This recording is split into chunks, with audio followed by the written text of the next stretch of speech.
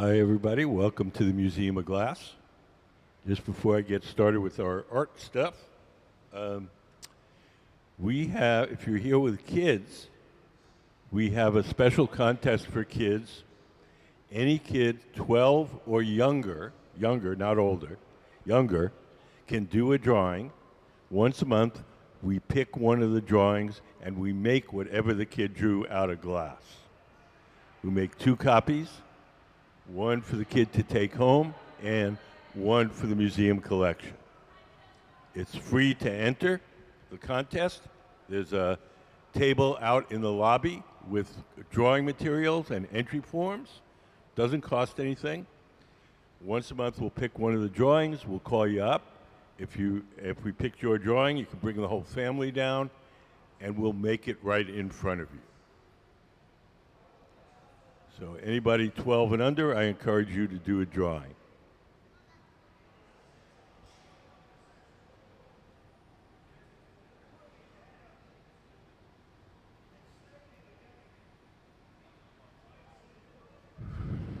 So just to get you guys started, I'm going to give you just a very brief introduction to how glass blowing works. Everything that we do here starts out in our glass furnaces. If anybody's having trouble hearing me, because it's a little echoey in here, we have closed captioning on the big screen. It doesn't always get it right, but you get the gist of what I'm saying.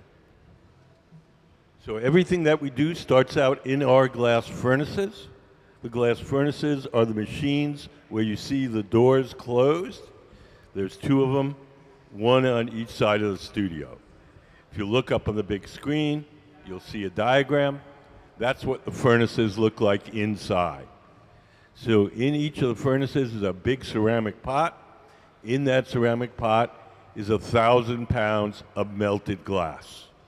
We keep the melted glass at 2,100 degrees Fahrenheit, which is 1150 Celsius. And at that temperature, the glass has the consistency of honey. So if you could imagine a giant crock pot full of honey, that's what our furnace is like. We want to get the glass out to make stuff. We take one of those steel pipes. Those are called blowpipes. And we dip them into the melted glass like you're dipping into a big jar of honey. We dip them in, twirl them around. A little bit of glass sticks to the end of the pipe. The pipe itself is hollow, so when you blow, the ball of glass blows up like a balloon. If you want to make something larger, we dip it in, blow a bubble, let it harden, and then we dip it in a second time or a third time. We just keep building up the glass in layers. All the glass that's in those furnaces is clear glass. It has no color. We buy our colored glass separately. We buy it in various forms. We buy it in little chips. We buy it in powders. We buy it in bars like this. When we want to make a colored object, we blow a bubble of clear glass from the furnace, heat up a chunk of the colored glass, and then we coat that initial bubble with the color, whatever color we want the object to be. So all the colored objects you see here, they are basically lined with color. When we blow that bubble up, it lines the object with color. The reason that we do it this way is so that we can have any color we want, anytime we want. If we fill the furnace with blue glass, we can only make blue things. If we coat each piece individually, we can have any color at any time. We have a little video to show you how that's done. Can we play color overlay? The color in glass comes from adding various materials to the mixture of raw ingredients called batch. Most of the colorants are compounds containing some kind of metal. For example, adding cobalt to clear glass creates a deep blue. Tin and antimony can be used to create white glass, and gold chloride can produce a rich red or pink colored glass. Colored glass is melted in furnaces, just like clear glass, and then is usually rolled into bars for storage and easy application. In order to apply color bar to a bubble, we first need to preheat the color to approximately 950 or 1000 degrees Fahrenheit in a color oven or garage. Once warm, the color is then picked up on the end of a punty rod using a little bit of clear glass as a support. The color is then heated in the 2300 degree glory hole to soften it and make it malleable, while another artist creates a small bubble of clear glass on a blowpipe. Once warm, the color is dropped over the clear bubble, and then using a variety of hand tools or the steel marver, the color is rolled back over the clear in an even layer. This process is called dropping color, or creating a color overlay. Depending on the project, that bubble is then usually gathered over with clear glass and blown into the final form.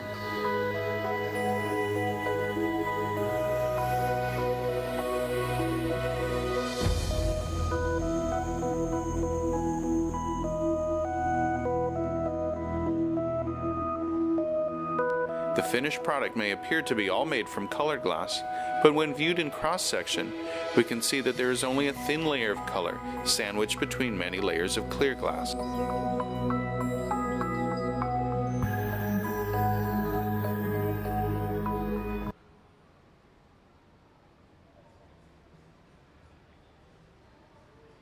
So for the objects that we're making today, we're going to use that method that you just saw, the color overlay, and we're also going to sift powdered glass onto the surface.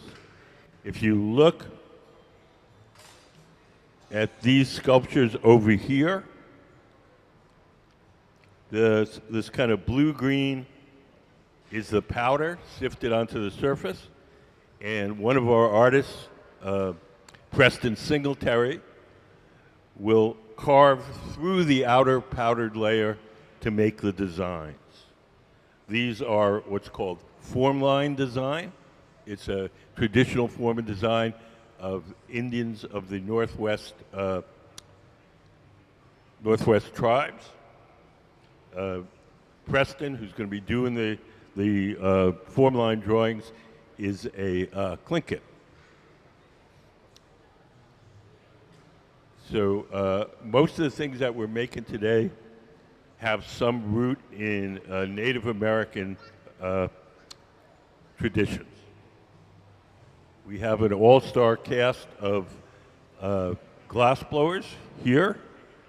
They call themselves the NCN Collective. In the center, we have Raven Skyriver. And next to him, standing up, Sean Albert.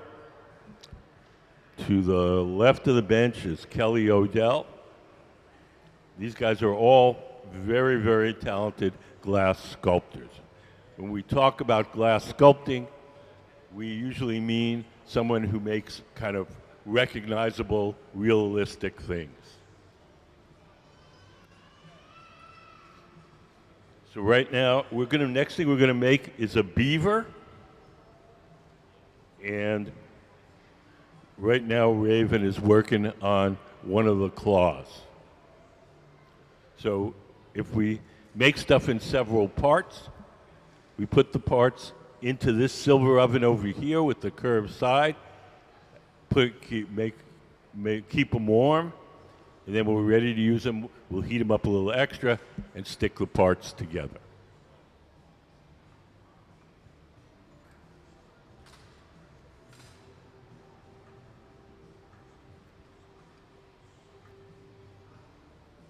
We have some little short videos. You can see some of the artists talking about their own work. So all these guys have individual artist careers aside from what they're doing here today, and this is a collaboration.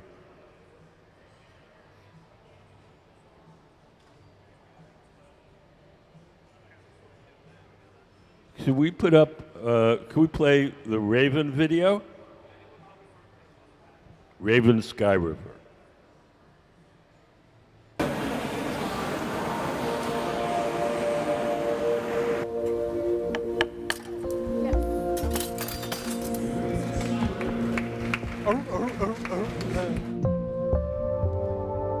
My name is Raven Skyriver. Skyriver, and I'm from Lopez Island, Washington. It's a small island in the San Juan Islands.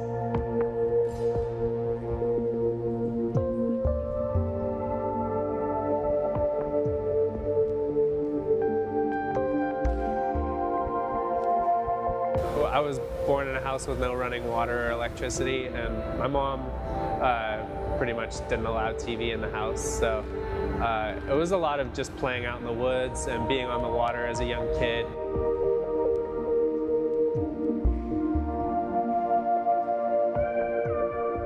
As a young boy and all throughout my life, I've made trips up to the outside of Vancouver Island. So this is a direct inspiration of my upbringing, the salmon, and also an icon of the Pacific Northwest and a staple of the native people of this area.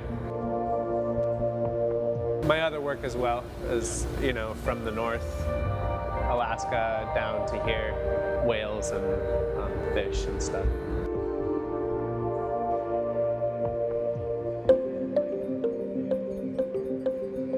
As far as the dynamicism of the work, I think that's probably one of the hardest things is proportion and getting everything to look like in the right place.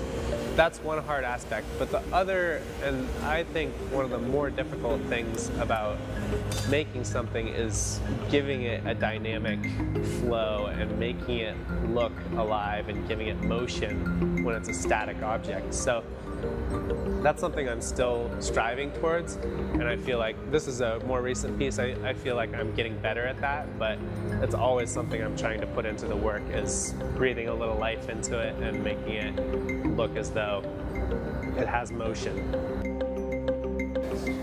I like to work from a reference pretty much always. A lot of these books are really great examples of not only the coloration and the form, but also the movement of the creatures that are being depicted in glass. So it helps me not only catch the form and color, but also the mannerisms and how the creatures move in their environments. Don't make the pattern too organized or anything.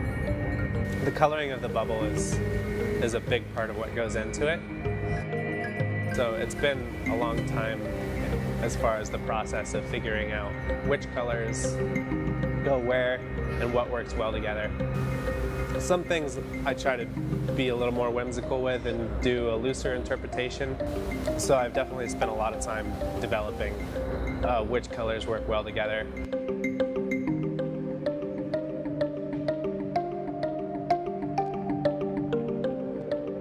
I have a lot of ideas. That's definitely something I don't have any shortage of. I guess I want to keep exploring similar forms, but there's other things that I haven't tried yet that I definitely want to delve into as well. I would love to express my gratitude to the museum and also to this amazing crew that the museum offers and that I've been able to assemble as well. Couldn't do any of this on my own.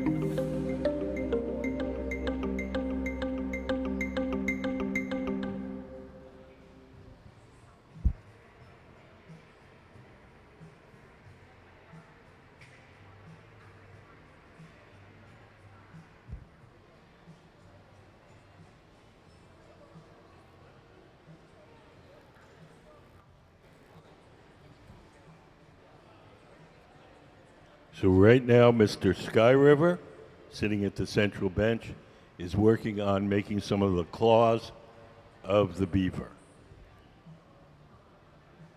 As we finish each part, we'll put it in the silver oven with the curved side, the garage, keep it warm, and once we have the body of the beaver all made, then we'll stick on things like the claws. Does anybody have any questions so far?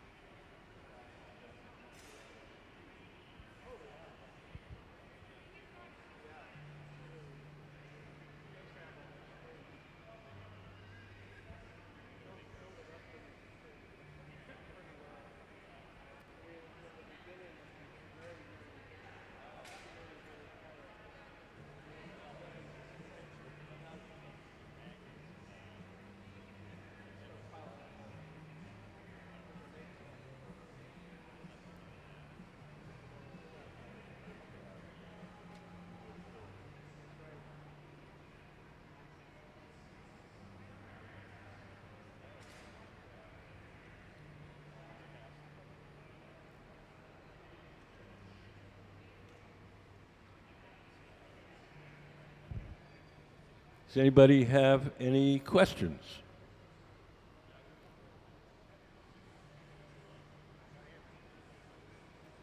Yes.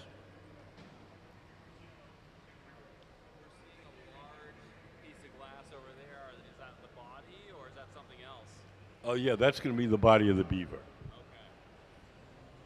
Do we have any appendages or anything in the? Yes, that's what. Well, we have some that are in the garage right now, and Raven's working on some here. So I think that's a claw. Is the tail yet to be done? I think he'll probably. I don't know. The answer is I don't know. He may make it out of the body. We'll see how he addresses it. Mr. Janecký, the tall guy, he's the one that's going to make the beaver body. He's going to make the beaver. He's one of the world's greatest glass sculptors. He's Czech. He's taught glass making all over the world. Started blowing glass when he was 13.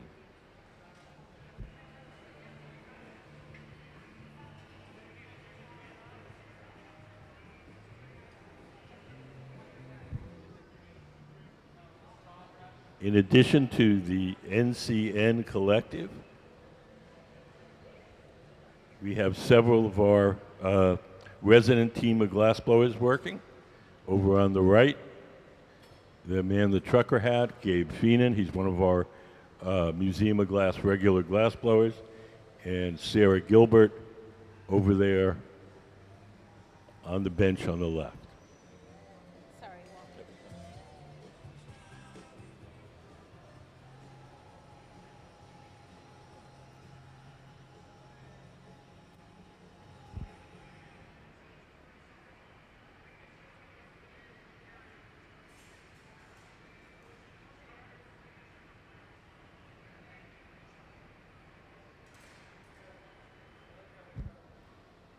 The big round oven in the middle of the studio is called the Glory Hole.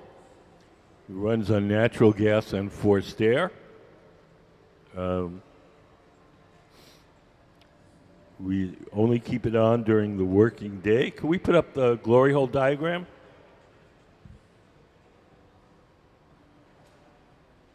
So the Glory Holes have no glass in them. They're basically a brick barrel with a gas burner in the side. And it's just a hot chamber to heat and soften the glass. Each time we heat up the glass, it only stays soft for a little while. So we do whatever shaping we can while it's hot and soft. And when it starts to cool and stiffen, we go back to the Glory Hole and heat it up again. It may help you to think about wax. When wax gets hot, it gets soft, but it doesn't stay soft very long. Glass is the same way.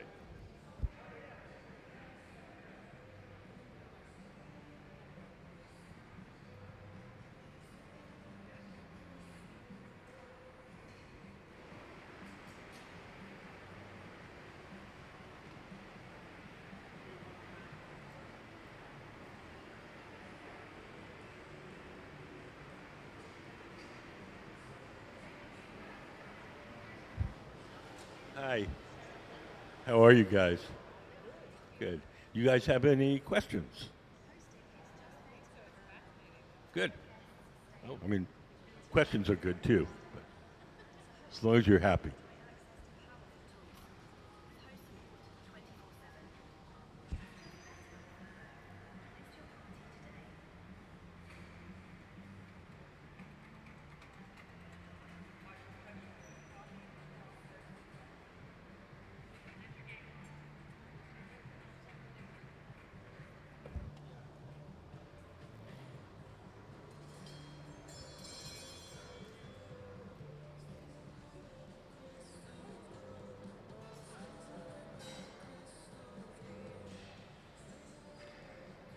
Over on the workbench on the far left, we have Sarah Gilbert and Kelly Odell.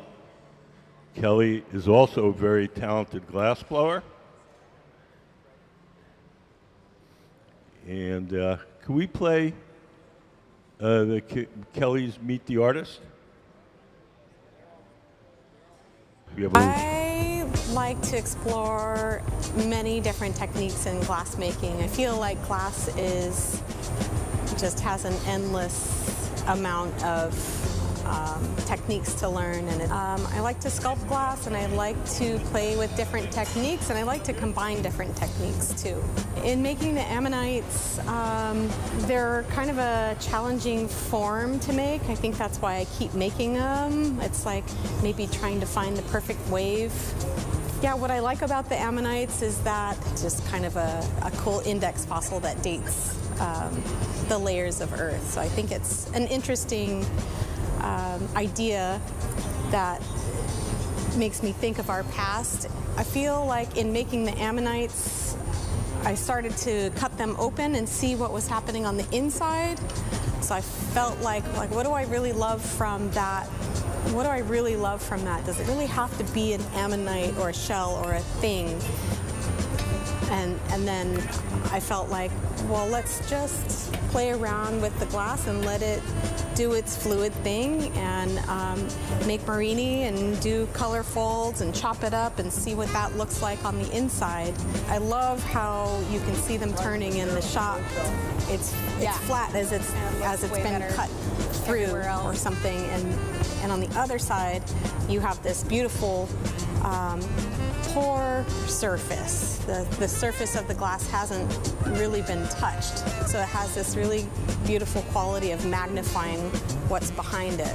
So I just want to see both of those sides. So I need to figure out a way to display those.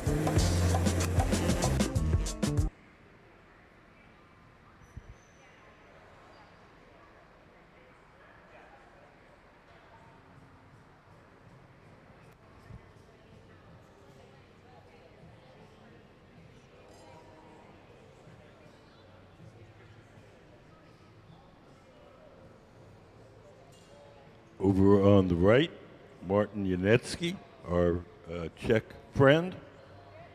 Looks like he's making a beaver tail.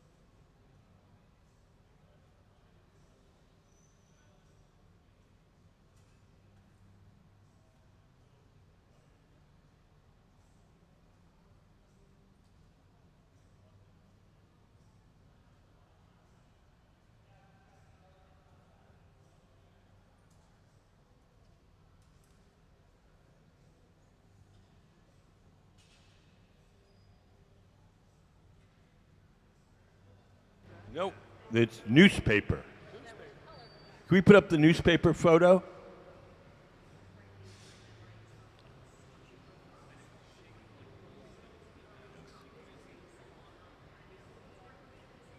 So look up on the big screen. It's just everyday, ordinary newspaper, folded up a bunch of times and soaked in water.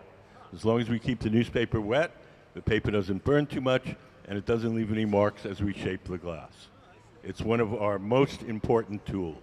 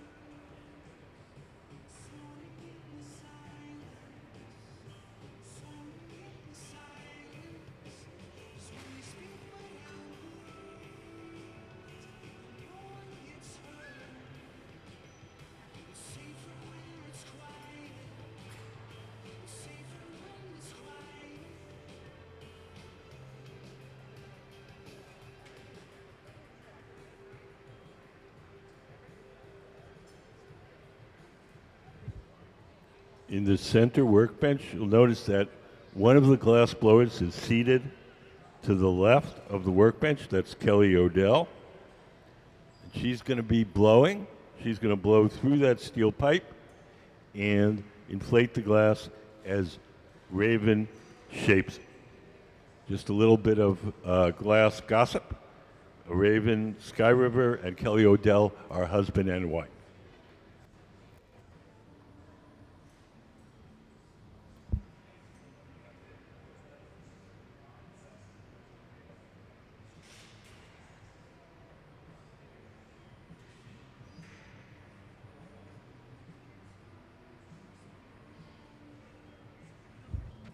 See now, Preston this time is blowing, and Raven is shaping the glass using a pad of wet newspaper. Just everyday, ordinary newspaper, folded up a bunch of times and soaked in water. As long as the newspaper is wet, the paper doesn't burn too much, and it doesn't leave any marks as we shape the glass.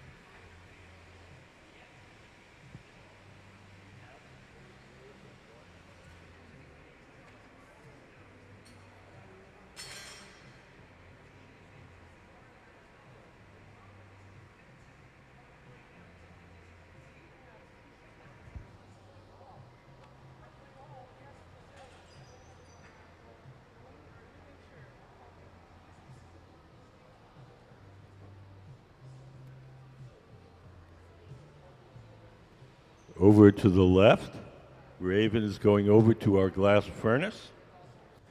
He's dipping his bubble into the big tank of molten glass. Each time we dip it in and coat it, it's called taking a gather, G-A-T-H-E-R.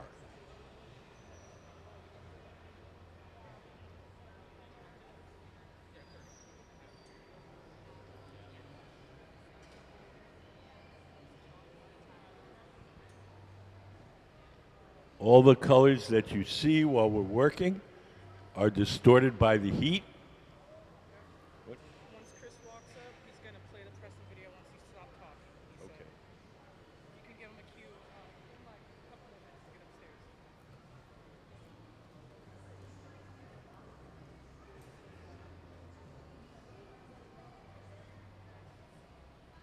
Does anybody have any questions?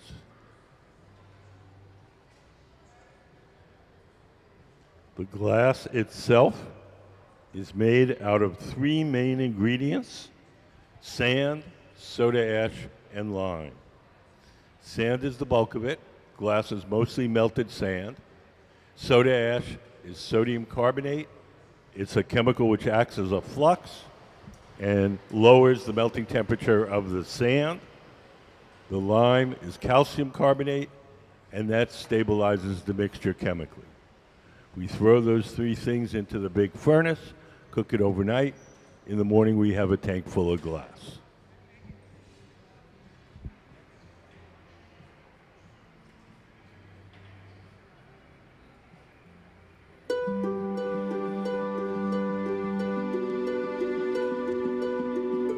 The first thing I developed was the hat form. That was one of the most obvious sort of glass-blown things, because we all make bowls that, you know, flare out like that. If you flip it upside down, it's a hat. So it became sort of a canvas for transferring the design onto the glass. And what I didn't even realize and discovered purely by accident was, you know, we placed this hat form under a light, you know, coming directly down. All of a sudden these shadows appeared, you know, underneath the bowl, and it's like a perfect registration of the design in a shadow form. And so I like to think of that as almost like a spirit within the piece.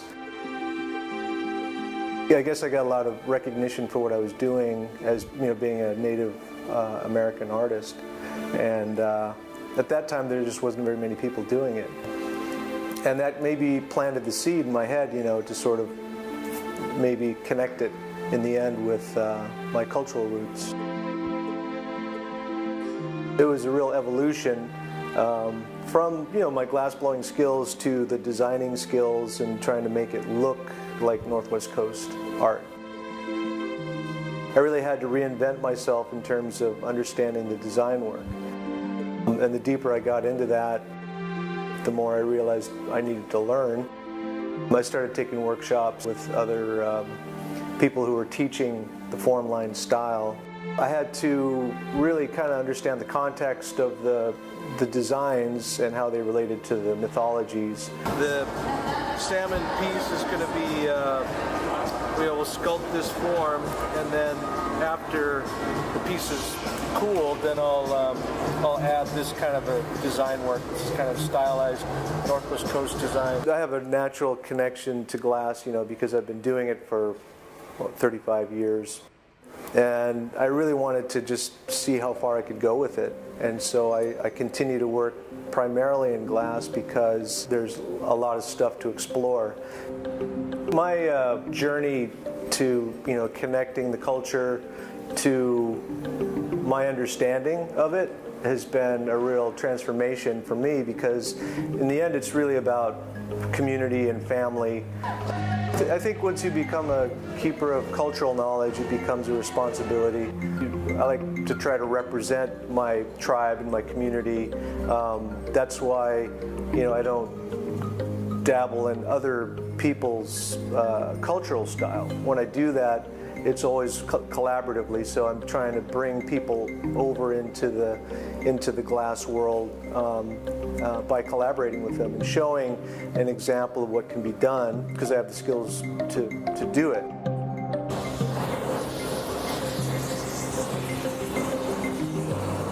It's it's exciting to see, because I think that in the end, it sort of reflects a cultural perspective, and in my opinion, you know, what better place to operate from than this connection? You know, you have this history, and I feel like if I were successful with my work, I would just be, you know, inspiring the next generation to do something in their own way. A few years ago, I had my first solo show here at the Museum of Glass, but you know, I'm currently working on an exhibition called Raven in the Box of Daylight.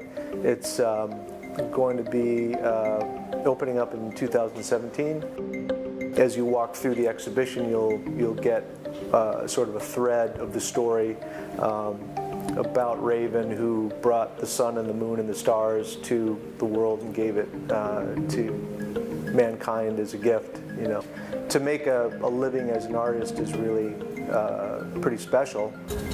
To sort of solidify in the consciousness of the collectors, you know, people that support the artwork, that glass is an accepted material. I mean, sometimes we have these kind of cultural corrals that we're kept in, you know, in terms of, well, this is traditional and this is contemporary, and I think that we're trying to break down those barriers a bit.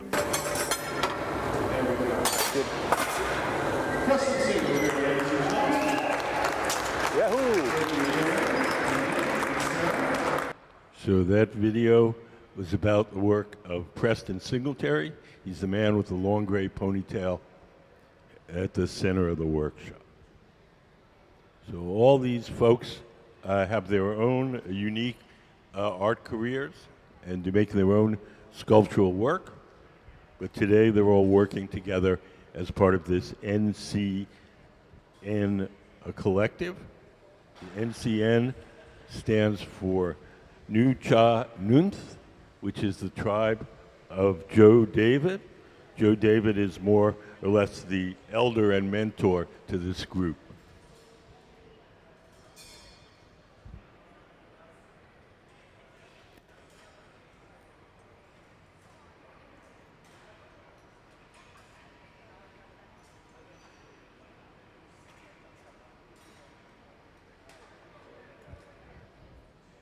You guys have any questions? The beaver tail.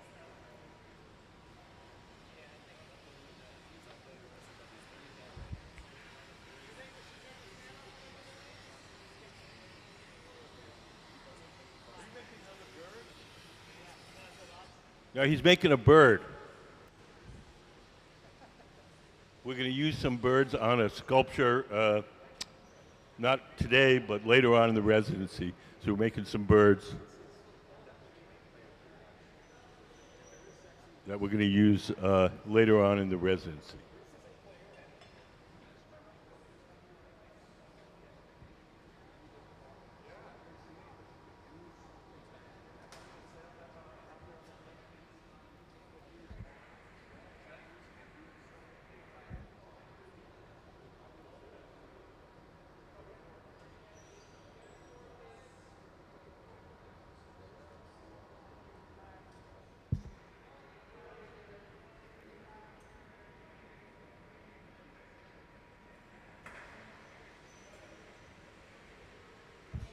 So I think that bubble over there on the left, I think that's going to be the body of the beaver.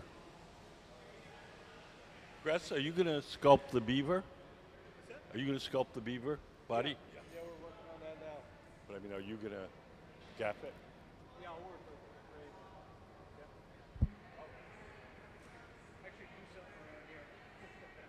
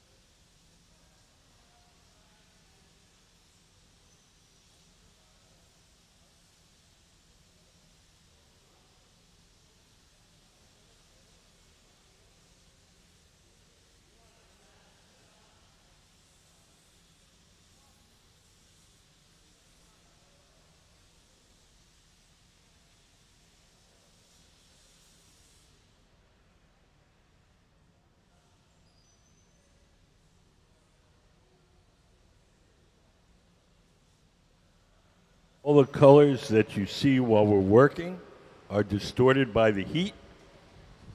When they cool off, they'll return to their natural color. If you think about your own homes, if you have an electric stove, the burners are gray. When you turn them on to cook something, they glow orange for a while. Turn them off, they cool down. The orange glow disappears. That's the same physics you're seeing here with the glass.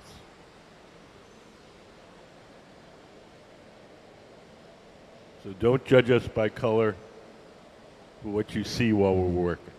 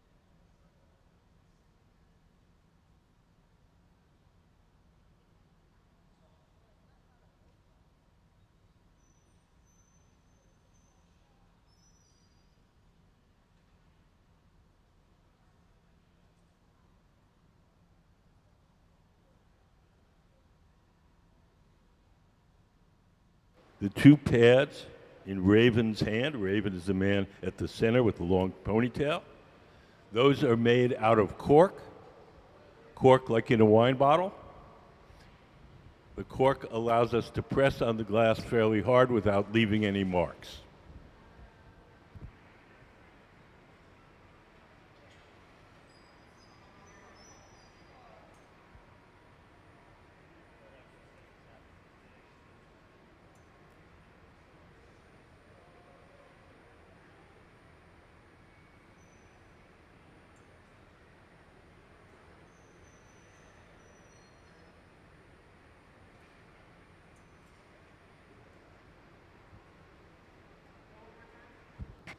if we use the cork pads for a little while, you'll start to smell a kind of a sweet, spicy smell in the air. That's the burning cork. Cork, C-O-R-K. Those two pads in his hand are made out of cork.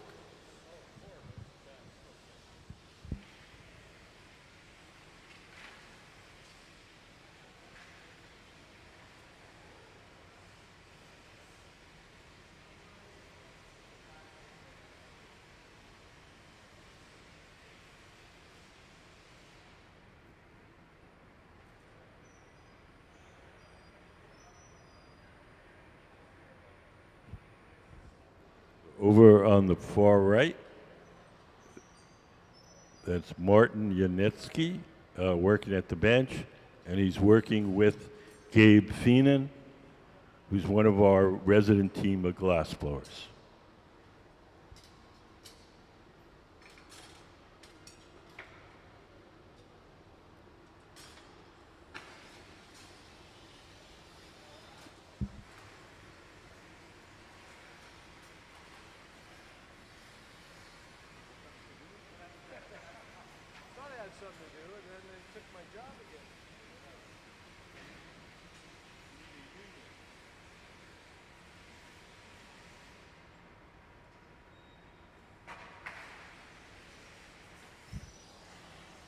Sarah just brought out a ceramic plate. The ceramic plate is covered with wax, and you use it for flattening surfaces. So that's going to be the bottom of our beaver.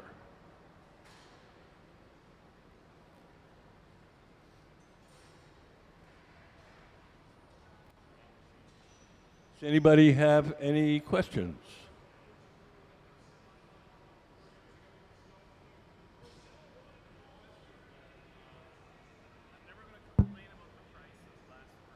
Oh, there you go. Anything that's handmade, it's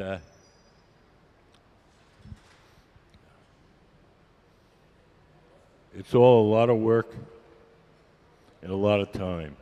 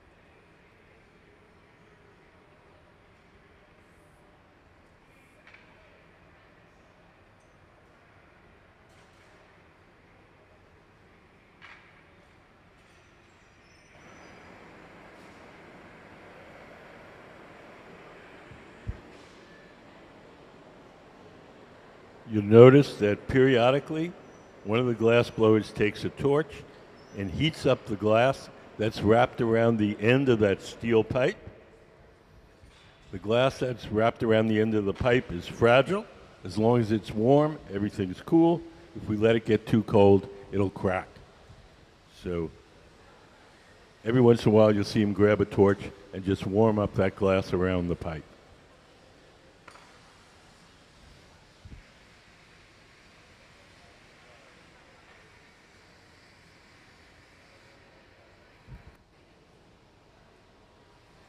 I'm going to drill a small hole in the bottom of our beaver. The drill is an ordinary electric drill. The bit is a sharpened rod of tungsten, We heat up the tip of the tungsten rod till it's glowing, and then we can actually drill right into the hot glass. Later on in the process, we're going to stick another pipe over that hole, and that'll allow us to keep the form inflated even there after we remove it from the original pipe.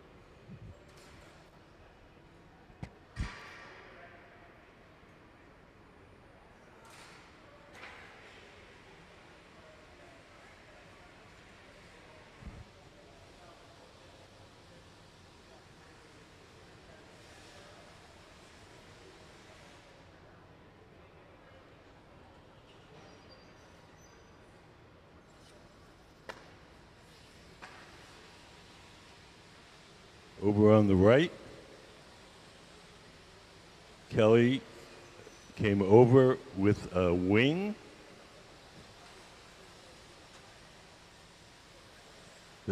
for Mr. Janecký's bird. We made that earlier. And now we're getting ready to attach it to the body of the bird. When we attach glass to an object, we have to heat up the place where we're going to attach it and the thing we're going to attach. If they're both hot and we press them together, they'll stick to each other.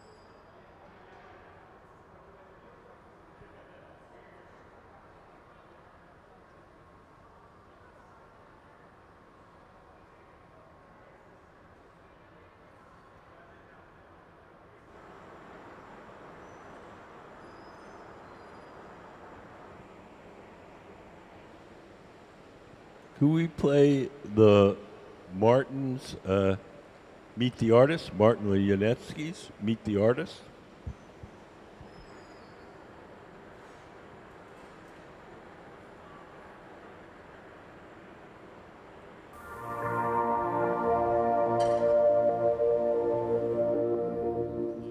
My name is Martin Janecký. I'm from Prague, Czech Republic, and I've lived and work in Fairbanks, Alaska as well.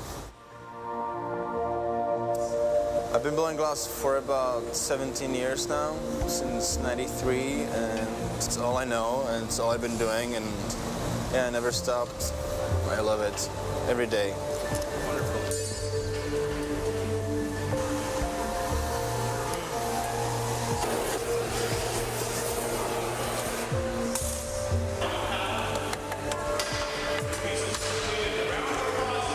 For about a year and a half, I've been making these figurative work, lots of like theatrical, and it's like a clowns, but it's not clowns, you know. It's a lot of circus theme, you know, work focusing on expressions and the whole movement of the piece and stuff.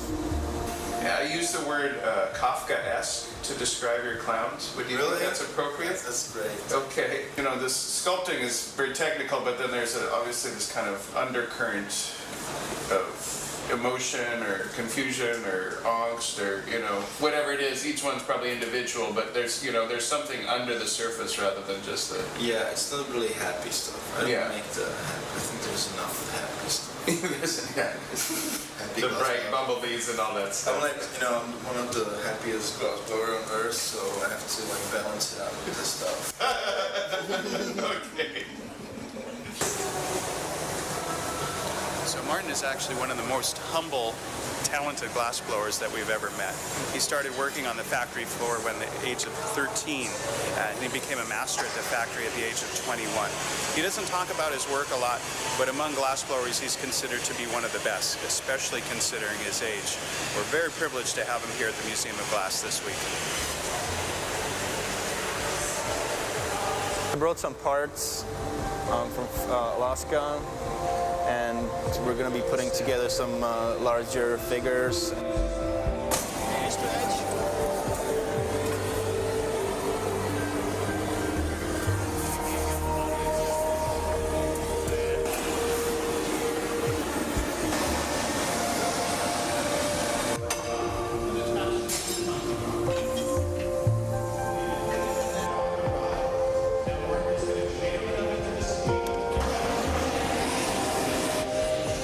Okay. Okay.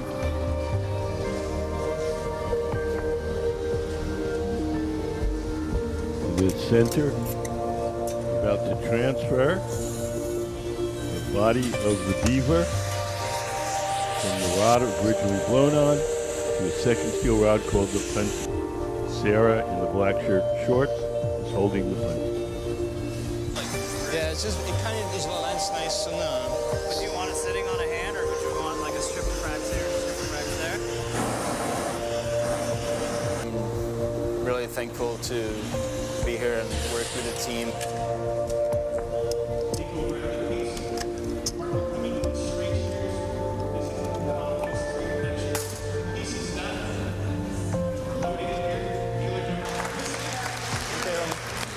Thank you.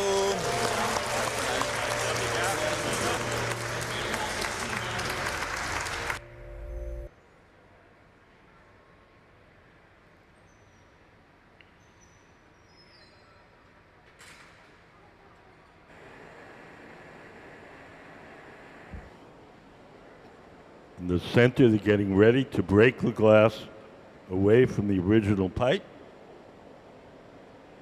and leave it stuck to the pipe that Sarah is holding. Sarah in the black shirt and shorts. A little water where we want it to break. Give the pipe a sharp tap. And off it comes.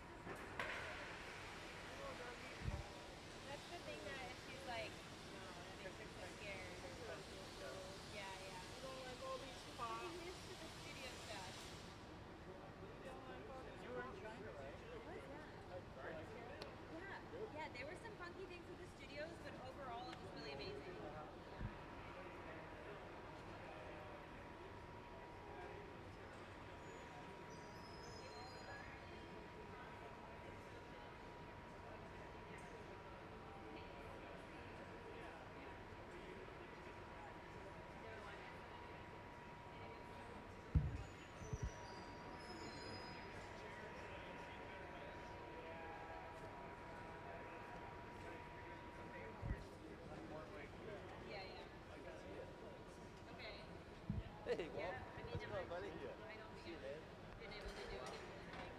I'm good.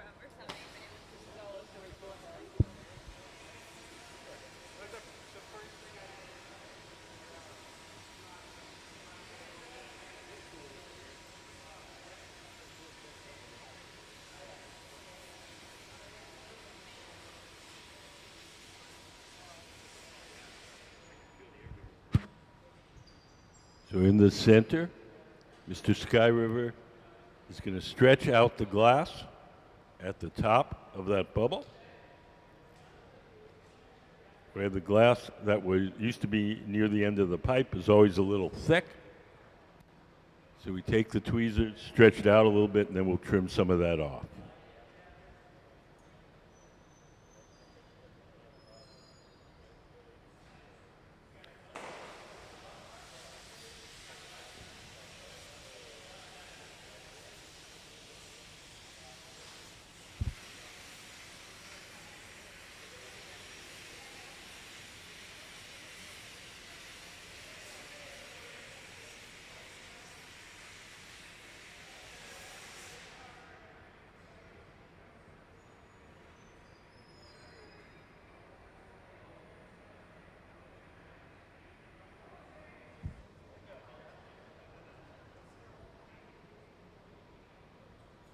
Now, Raven is using what we call an interior sculpting tool. Can we put up the interior sculpting tool drawing?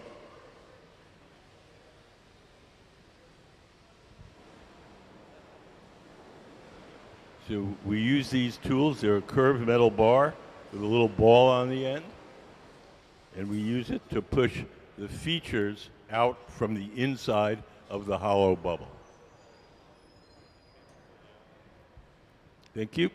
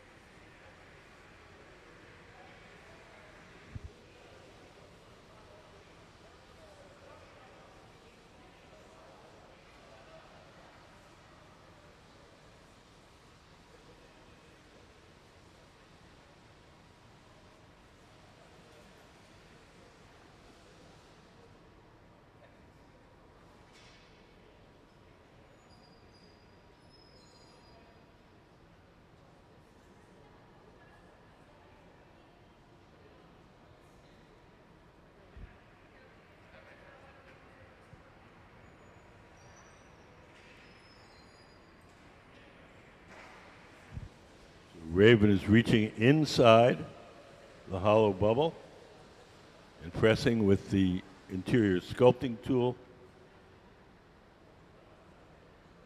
to make the features on our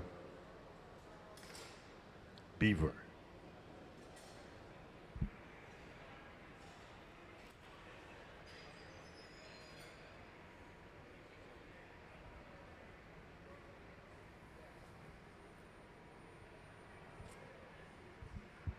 Hi, how are you guys? Do you guys have any questions? Anything you'd like to know? No. You good? Okay.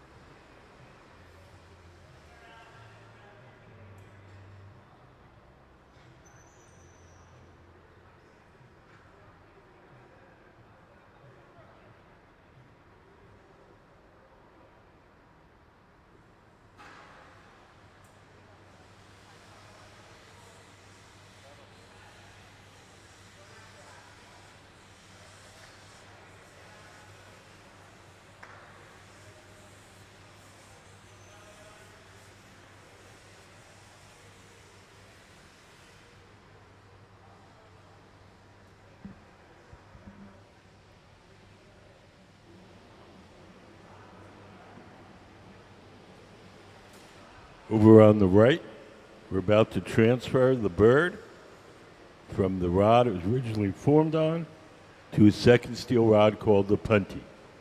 The second steel rod will hold it from the bottom while we make the head of the bird. A little water, a little tap, and off it comes.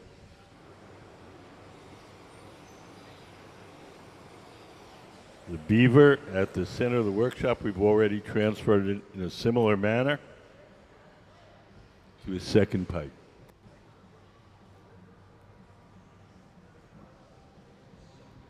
Hi, how are you guys? Good, how about yourself? Good. You guys have any questions? No. Okay. The birds are going to be put on a sculpture that we're making later in the residency. And the beaver is a sculpture by itself.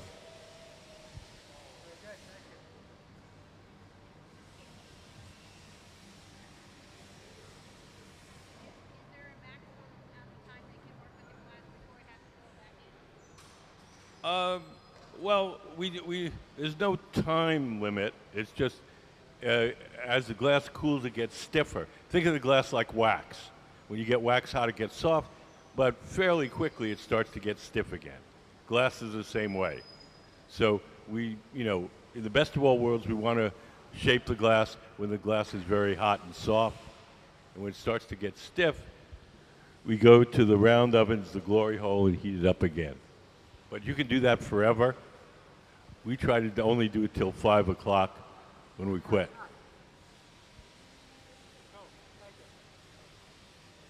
Again, if you think of wax, you get wax hot, it gets soft, cools, it gets hard. You can do that forever.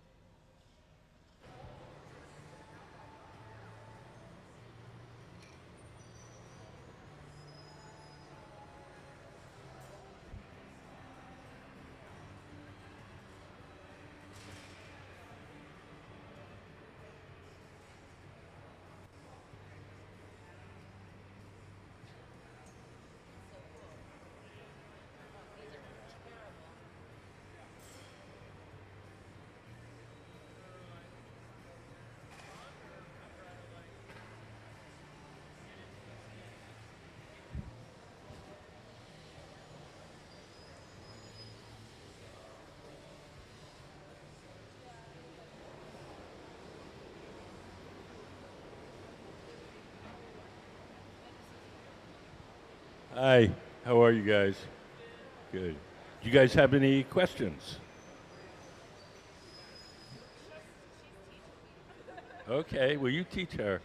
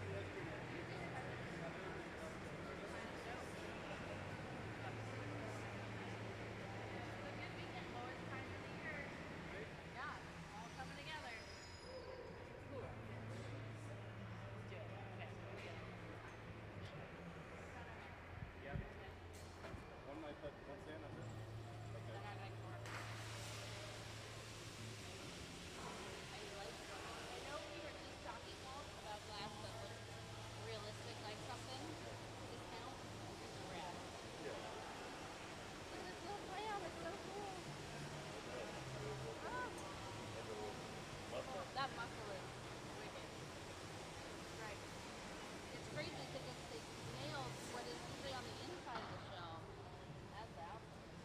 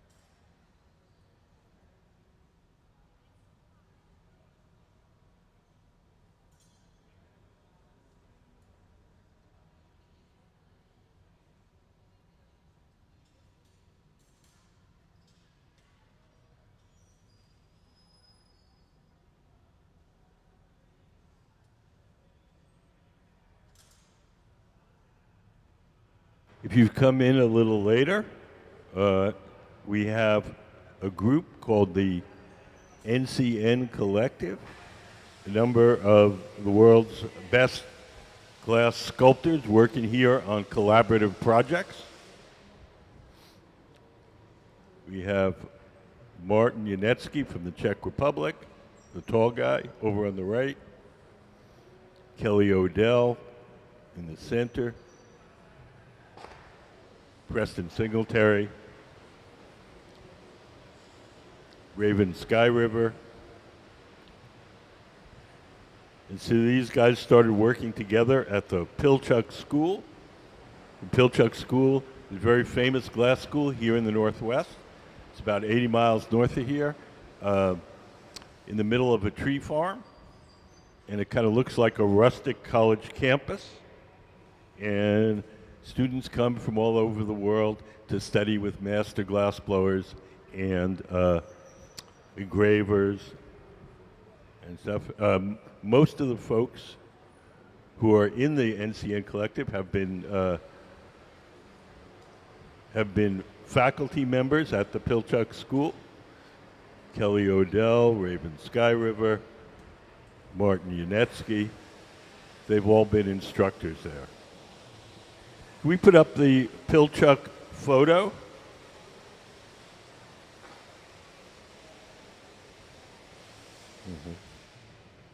So this is the Pilchuck School. You look up on the big screen. Started by Dale Chihuly in 1971. It's going strong. And that tent-like structure in the middle, that's their hot shop. They have courses all summer and residencies in the winter. And it's an amazing place. People come from all over the world to study and all over the world to teach.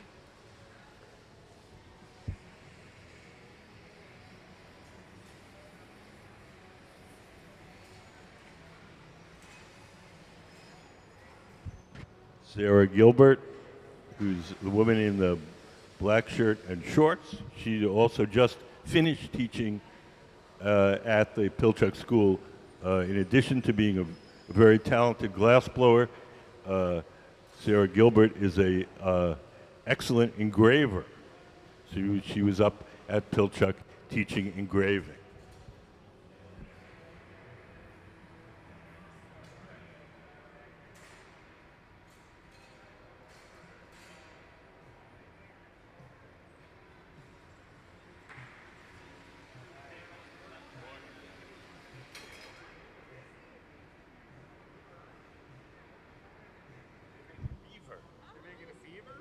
Yes, we have a little beaver drawing there, up on the. And that's a raven on that side?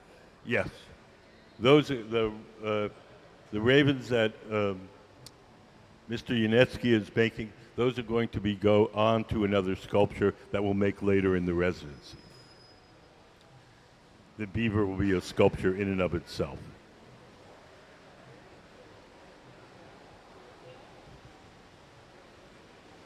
Yeah, these things, they look kind of weird and lumpy, and then all of a sudden you put the face on them and then you say, oh, that's a beaver.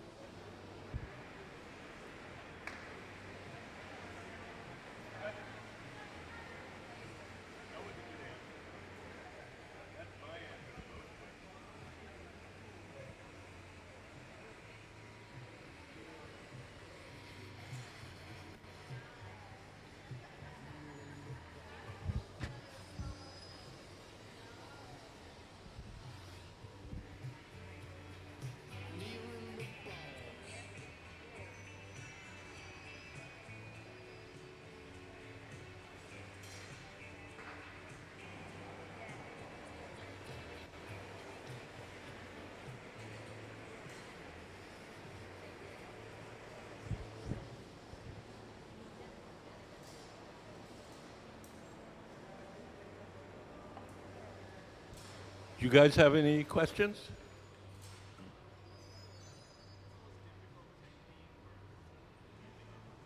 I don't know. I would say there's a technique called reticello, which when you make a crisscross pattern and where each of the lines cross, you have a tiny little bubble. Could we put up, there it is. That's called reticello. You take two bubbles with the lines twisted in opposite directions. You blow one inside the other, and then all the little lines crisscross. If you see up in the corner, and you form that pattern. Do we have the Dante acorn we could put up there? There.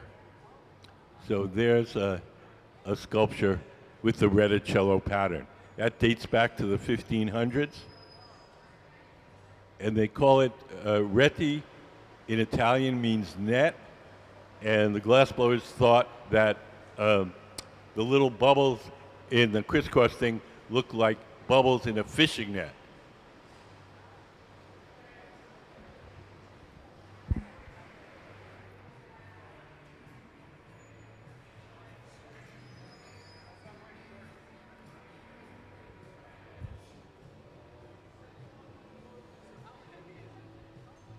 Very. Yeah.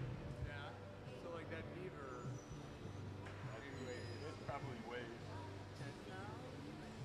maybe more like 15. And then it's on the end of a stick, so Yeah, that's the leverage isn't there. It's like having the heavy kid on the other end of the seesaw.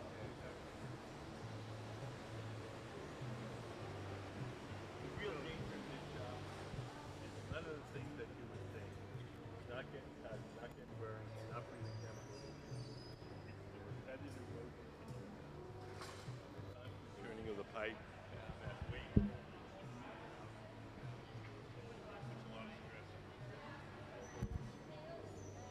That's what gets the gold glass. His tail doesn't, like, he really doesn't blow glass. He blew glass back in the 70s, and then he had two accidents. He had a car accident where he lost his eye, and then he had a body surfing accident. He dislocated his shoulder, and once that happened, he stopped blowing glass, and then he hired crews like this to make his design.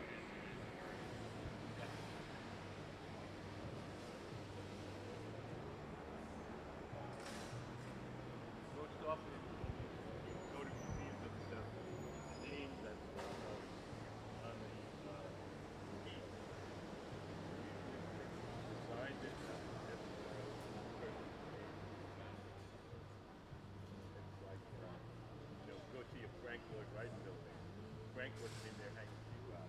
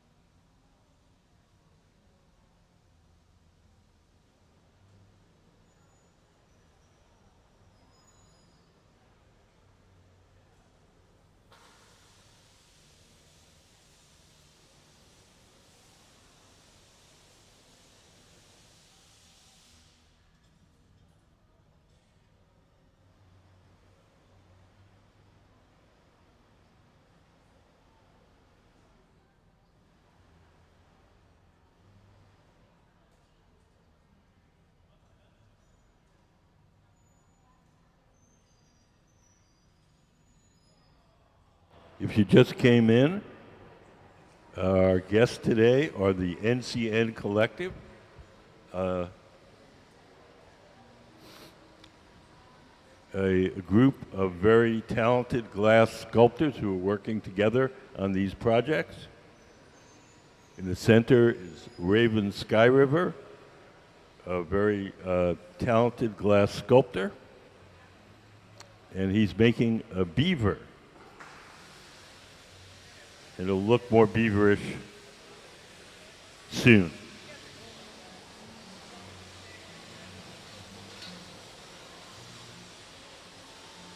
Over on the right, sitting at the workbench, is Martin Janecký, is a glass sculptor from the Czech Republic. He's one of the best glass sculptors in the world.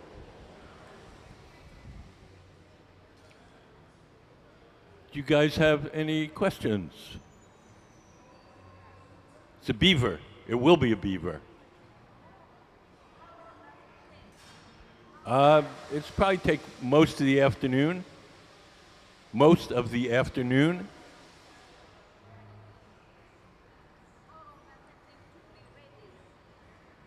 Well, it'll probably take, it'll probably put in about 3-4 hours this afternoon, and then it's got to cool over a 24-hour period.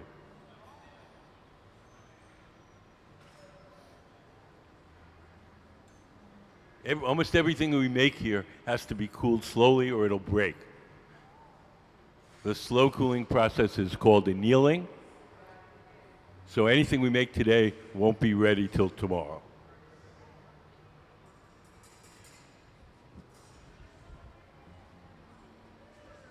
The bird is going into our annealing oven. So let's have a hand for Martin Janecký and the NCN Collective team.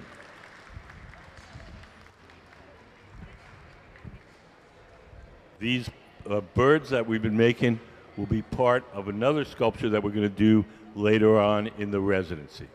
The residency is 10 days, 5 days this week, and then another 5 days next week.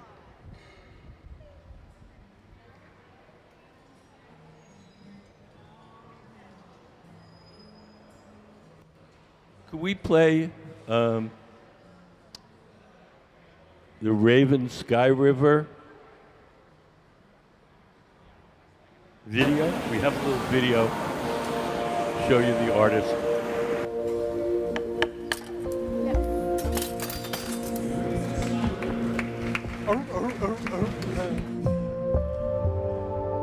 My name is Raven Skyriver, and I'm from Lopez Island, Washington. It's a small island in the San Juan Islands.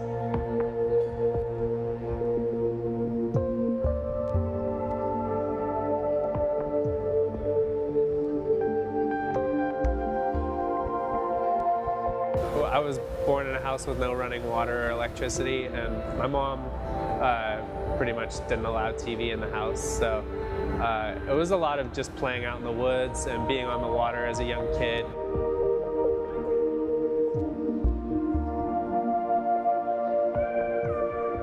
As a young boy and all throughout my life, I've made trips up to the outside of Vancouver Island. So this is a direct inspiration of my upbringing, the salmon, and also an icon of the Pacific Northwest and a staple of the native people of this area. My other work as well is, from the north, Alaska down to here, whales and fish and stuff.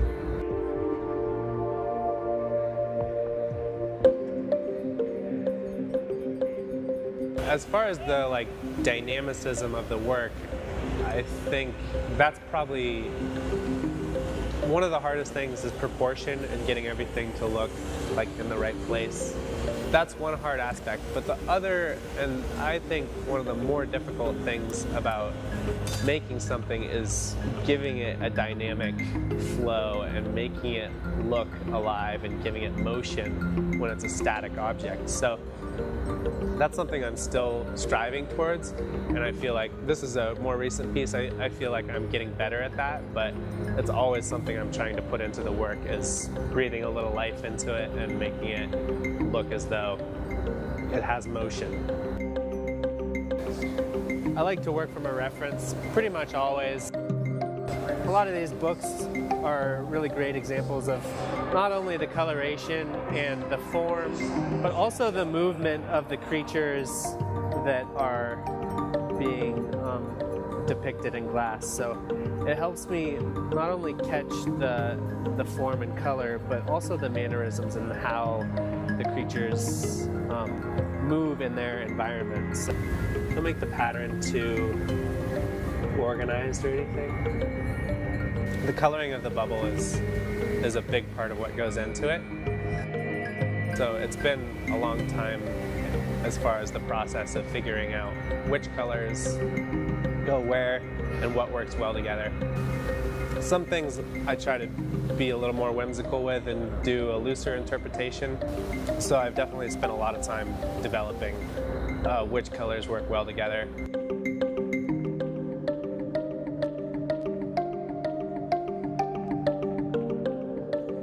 I have a lot of ideas. That's definitely something I don't have any shortage of. I guess I want to keep exploring similar forms, but there's other things that I haven't tried yet that I definitely want to delve into as well. I would love to express my gratitude to the museum and also to this amazing crew that museum offers and that I've been able to assemble as well. Couldn't do any of this on my own.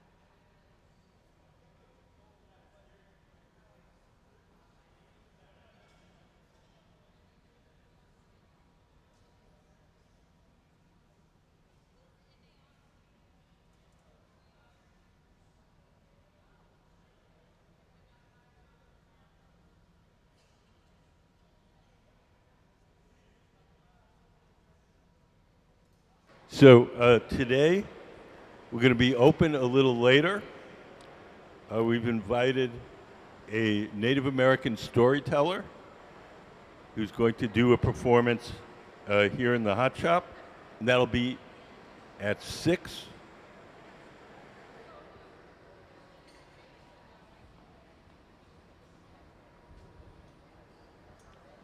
Normally, we close at 5.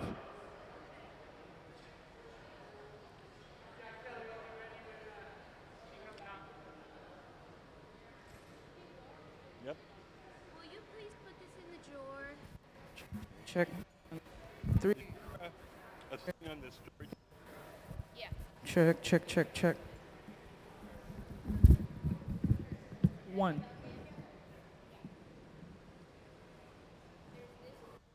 No, there's some more information behind Yeah, I it. just want a quick one. There you go.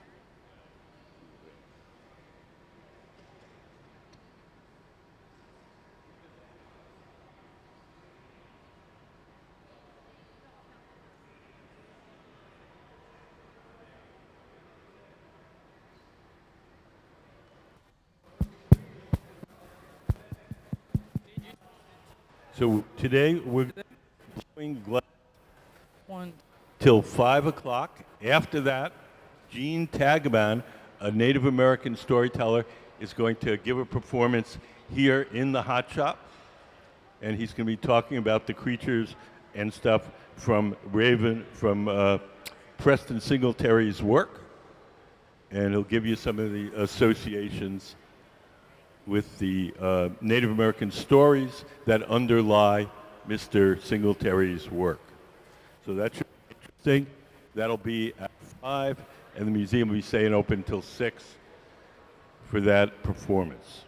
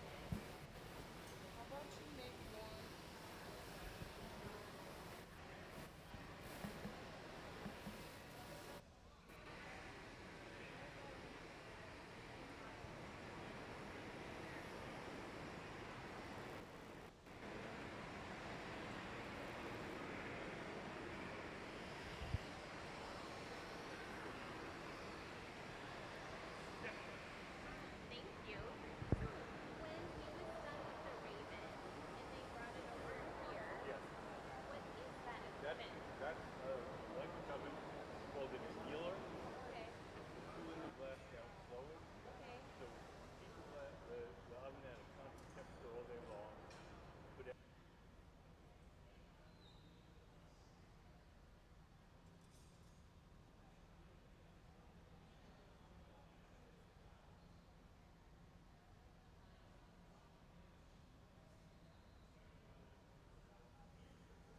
hot enough to make the glass soft. Oven, 2100 degrees. Not quite. Check 1, 2, 3, 4. Check, check 1, 2, 3.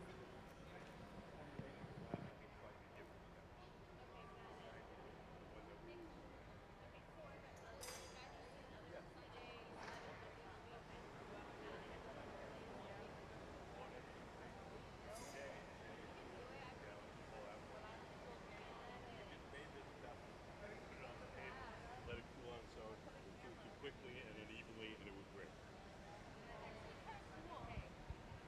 Fascinating. Thank you.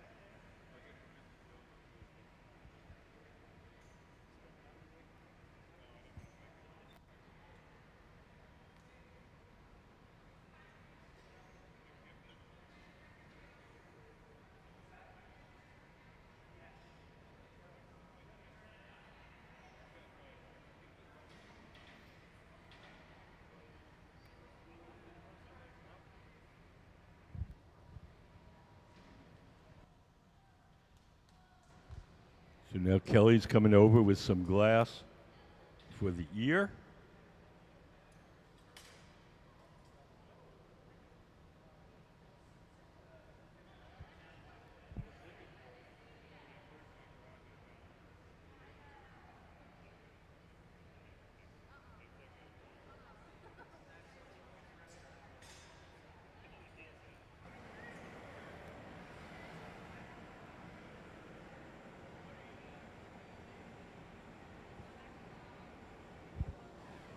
Everything that we make here has to be cooled slowly or it'll break. The slow cooling process is called annealing. We'll put it in one of these ovens, and the oven has a little computerized thermostat and will slowly turn the temperature down to room temperature for these things over 24 hours. If we just made these and put them on the table and let them cool on their own, they would cool too quickly and unevenly and they would break. So anything we're making today won't really be ready till tomorrow. All the colors that you see as we're working are distorted by the heat. When it cools off, it'll return to its true color.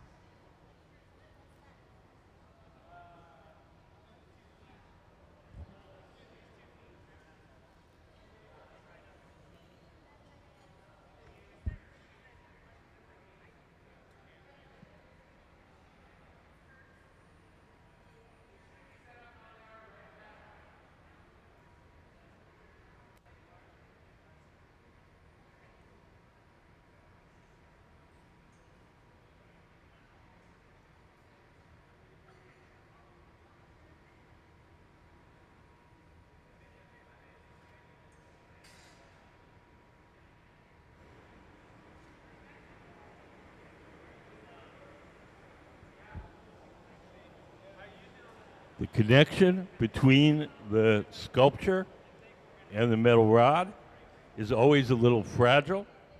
We have to keep it warm. If it gets too cold, it can crack. And when I say too cold, I mean below 900 degrees. So you'll see periodically one of the glass blowers will take a torch and just warm up that connection.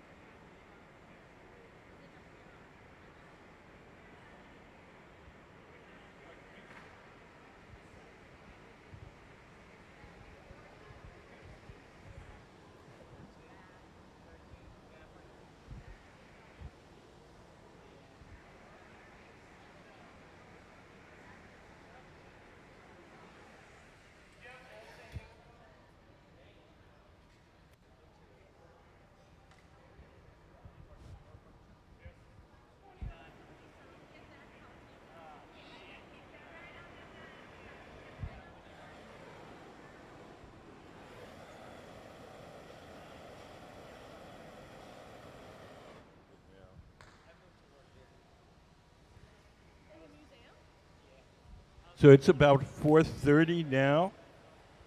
Normally we'd be closing the shop at 5, but today we're going to have a Native American storyteller, Glenn Tagaban, here giving a presentation after we stop blowing, starting at 5 o'clock.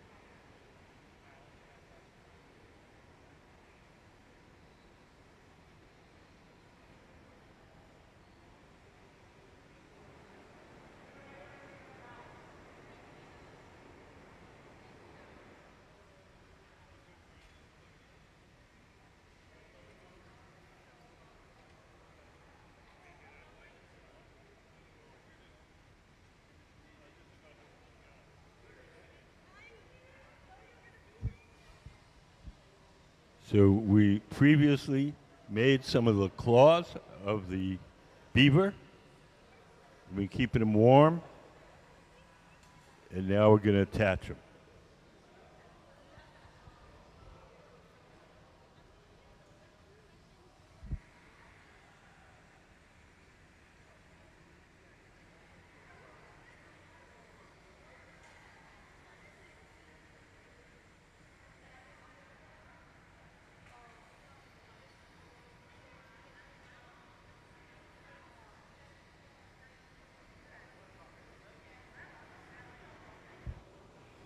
When we attach a piece to a sculpture, we have to heat up the spot where we're going to attach it to, and we heat up the piece that we're attaching.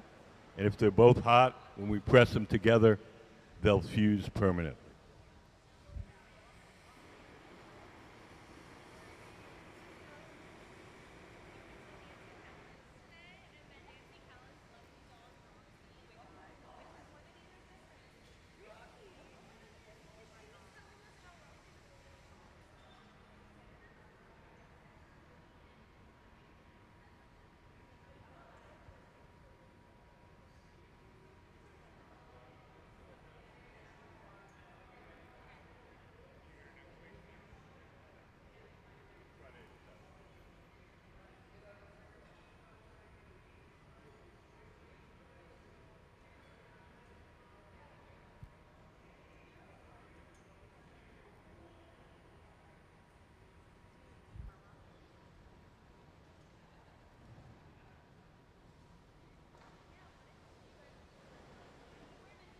Hi, how are you guys? I'm good. Do you guys have any questions?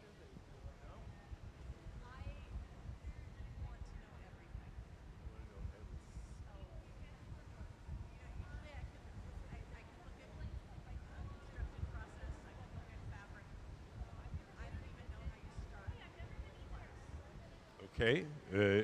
Well, can we put up the furnace diagram for a moment?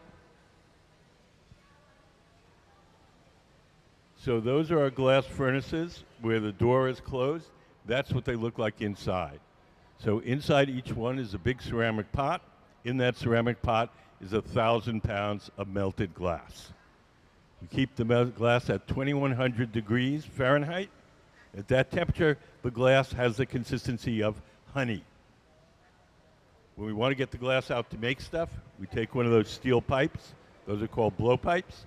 And we dip them in the melted glass like you're dipping into a big jar of honey. You dip it in, twirl it around. A little bit of glass sticks to the end of the pipe. The pipe is hollow, so then you blows up like a balloon. If you want to make something large, we blow a bubble, let it harden, and then we dip it in a second time or a third time. We just keep building up the glass in layers.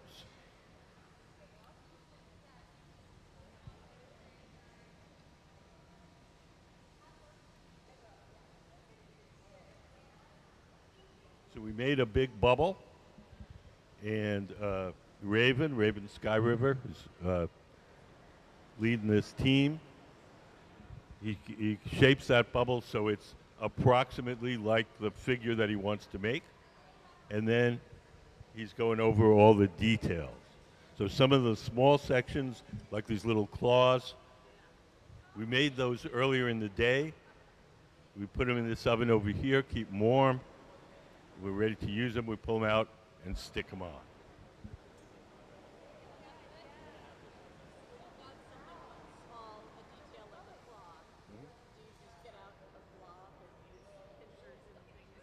Pretty much, yeah. So they're solid. The little claws and stuff are solid. Kind of like shaping clay, but you have to work a lot faster. Yeah. You just have to, I mean, the big difference is clay is soft at room temperature, glass is not. Right. Yeah, I just trying to. But, you know, pinching it, cutting it, all the same sort of things you would do with clay.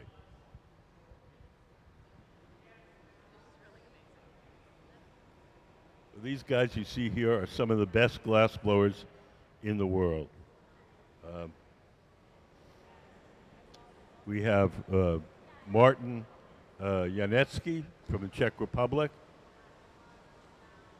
Raven Skyriver, Kelly Odell, Preston Singletary. So they're all working. This is they call it the NCN Collective.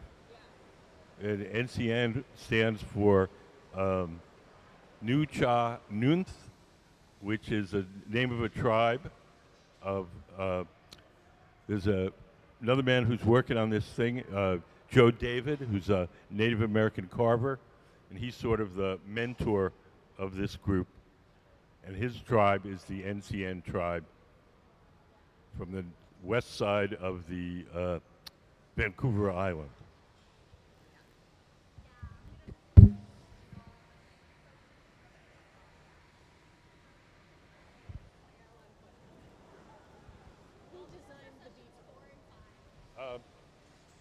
Raven.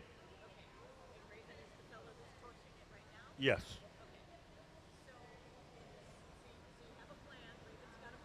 Right. He didn't sketch it out. No, he's working from photographs of real beavers. The drawing that you see there on the wall, I did that for the audience. That's not Raven's drawing.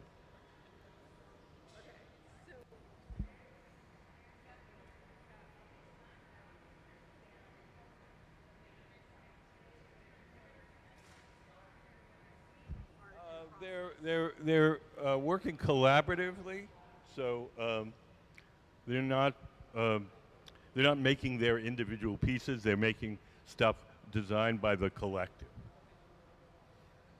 So they're using all each of them has very specific talents. Raven is very famous for his marine creatures, making these very realistic marine creatures. Where was that book going?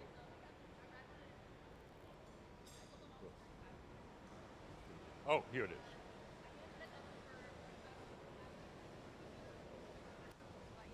So this is the work of Martin Janecký, who's part of, I don't know, art galleries, museums. He's been a visiting artist here.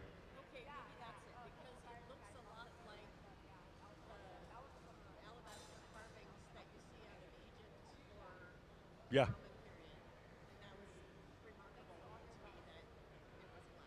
Yes. Martin is extremely talented, and he really puts a lot of feeling into these sculptures. They're not just.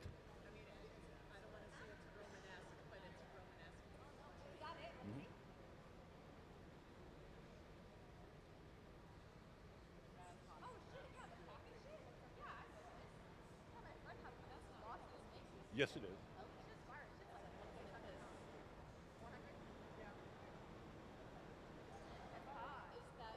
This is also Martin. Martin blew these things, yeah. No, they were collaborating with Raven Skyriver, and I mean not Raven, sorry, Preston Singletary, and he's going to carve these Native American designs. They're called form-line designs. It's traditional Northwest art associated with the Tlingit tribe, and so he's going to carve the designs into the surface.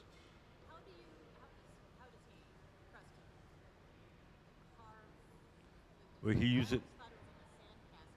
It's sandblasted. Can we put up the sandblasting drawing?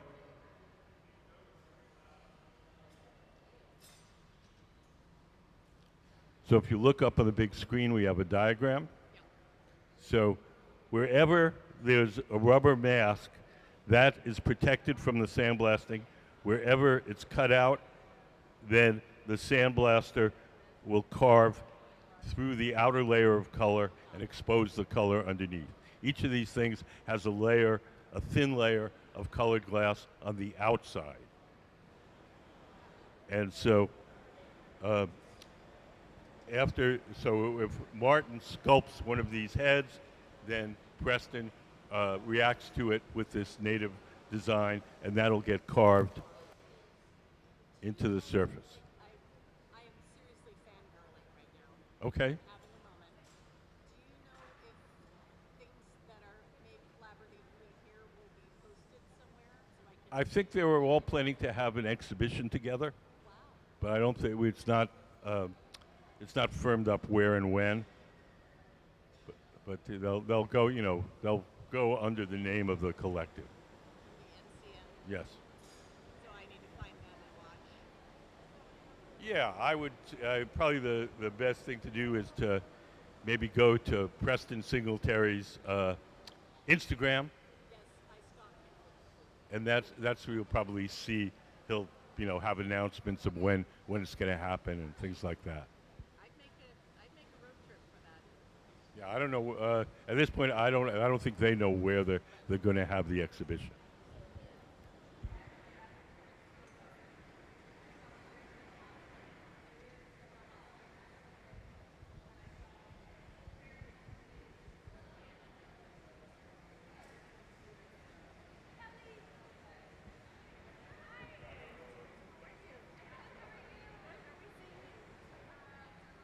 Yes, you are. Sorry, I've been trying to reach down. Sorry, I'm like, yeah, walked in. So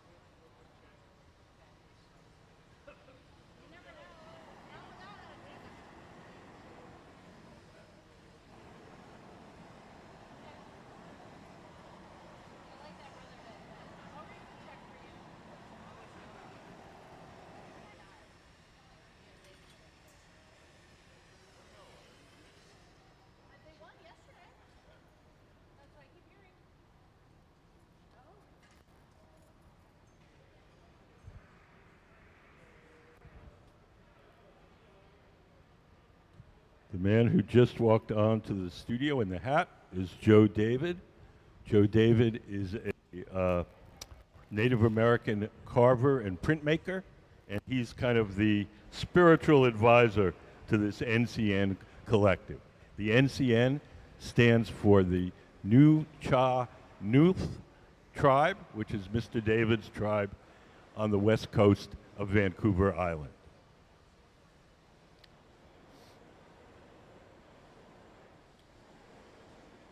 Mr. David is a very talented carver. You can see some of his masks here on the table. These are wood. He's also been very crucial with Preston Singletary, helping him understand the native culture.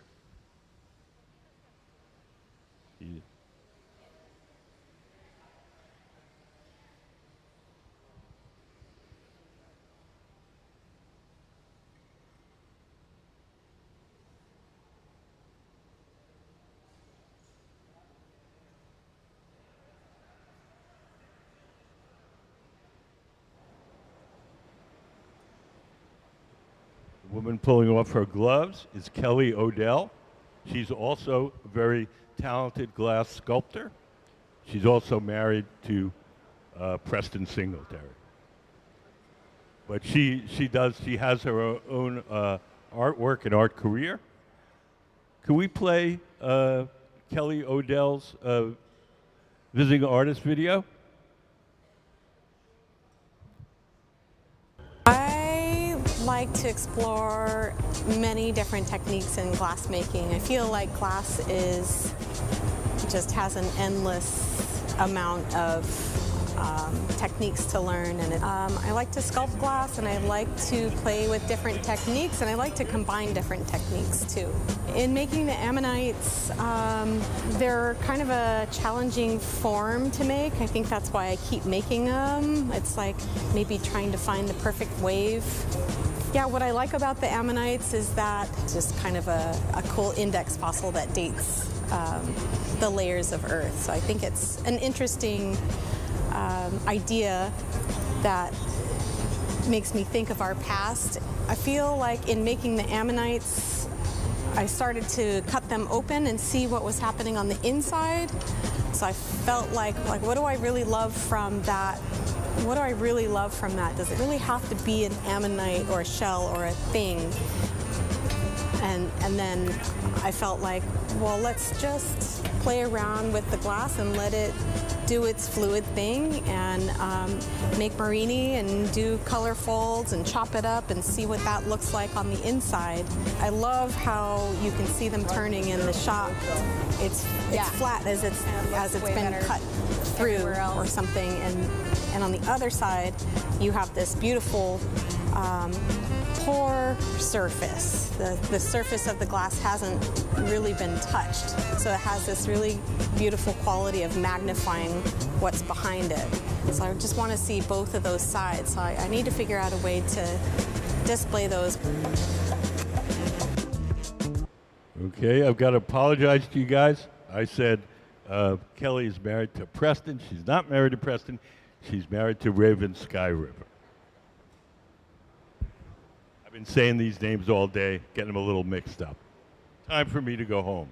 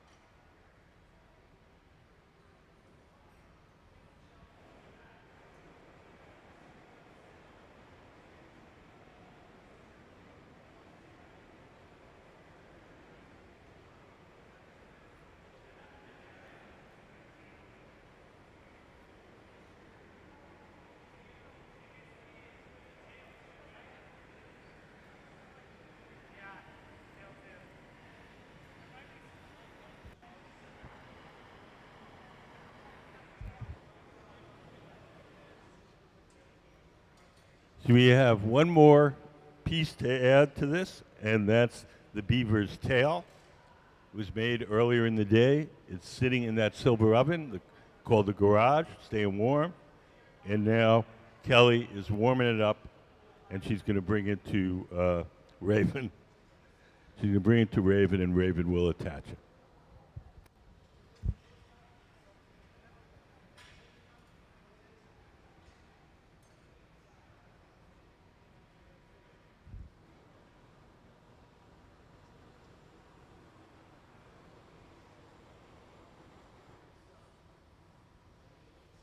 This oven over here is called the garage. We call it the garage because that's where we park stuff until we're ready to use it. Hi. This operates at about half the temperature of the furnaces. It's hot enough to keep the glass from breaking, but it's not hot enough to make the glass soft. So whatever goes in the garage stays warm, holds its shape, and when we're ready to use it, we'll heat it up a little extra.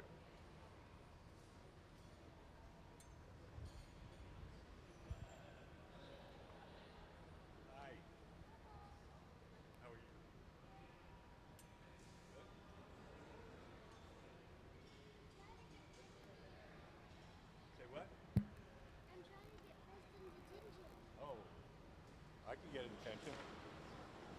Hey, Press? Ian wants to talk.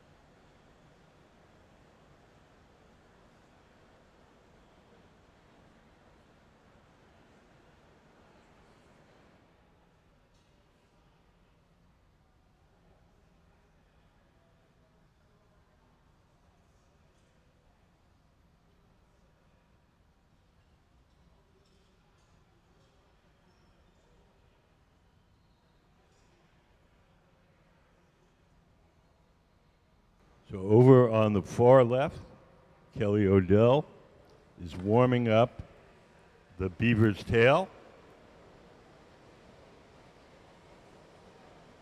I think that's going to be the final addition. Does anybody have any questions?